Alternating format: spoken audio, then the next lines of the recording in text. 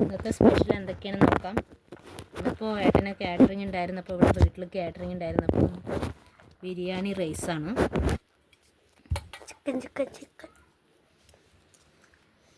Chicken curry. സച്ചോണ് video എടുത്തുകൊണ്ടിരിക്കുന്നതാണ്. Chicken curry,